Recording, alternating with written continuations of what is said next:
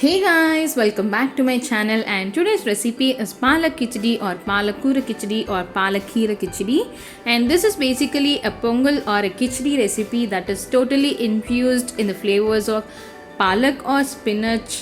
And to get started, here I have taken a pressure cooker and added about 1 cup of rice and 3/4 cup of tur, masoor and moong dal mixed together, and a little turmeric powder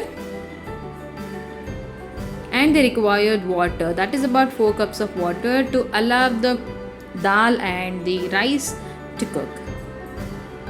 And then I'm covering the lid with the gasket and whistle on and pressure cooking it about 3 to 4 whistles. And it has turned into a soft mixture like so, and the dal is cooked into the mashy consistency. And now let's keep this aside and move to the next procedure. In a pan, I'm taking about 2 teaspoons of ghee, a teaspoon of cumin seeds or jeera, a teaspoon of mustard seeds, and allowing it to cook so that the mustard seeds splutter and jeera turns into a brown in color.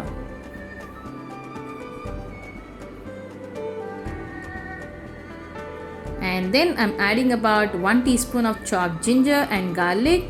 Like I always mention, you can also use ginger and garlic paste, but I am using the fresh chopped ginger and garlic.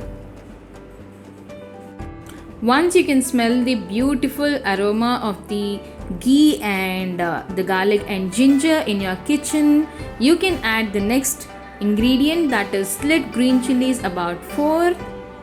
You can increase or decrease green chilies according to your spiciness level, and saute this for a while so that the spiciness gets infused into the ghee. And then I'm adding about half a cup of chopped onions and sauteing this for about a minute or so that the onions turn light brown in color.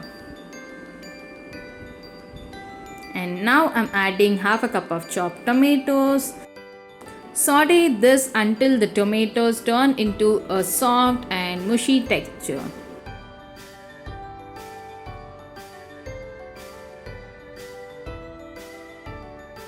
Now I'm adding in about 2.5 cups of palak puree, and this is the raw palak puree. But if you don't like the palak flavors too much into your recipe, then you can blanch the palak before you grind it into a puree and add it in the recipe.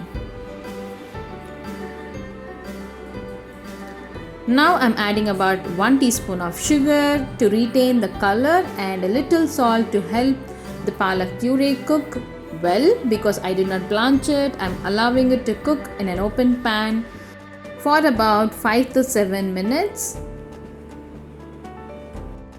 Now the color of palak has changed slightly and the raw smell is gone completely. I'm transferring the palak mixture into the cooker because the space in the pan was not enough to add in the rice and dal mixture into the pan, but you can transfer it into the pan that you're making the palak mixture. Then I'm giving it a good mix so that the lentils, the rice and the palak mixture completely mixes together.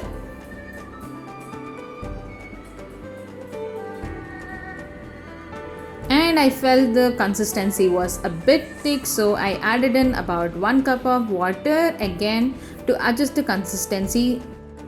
Then I'm giving it a good mix before I add in the required salt for the recipe. To mention, this is a very healthy recipe as the palak or spinach contains a lot of vitamins like vitamin E and minerals like magnesium, so it is very helpful to boost your immunity and keep viruses and bacteria away from you. So if you're not a fan or if you don't like the green leafy vegetable, then this is a very interesting way to try out and follow a healthy diet. And cook this mixture until it comes to a boil and not much than that, and give this amazing healthy recipe a try in your home and drop your comments below how it turns out and the next recipe that you want to watch on my channel. And until next time, bye.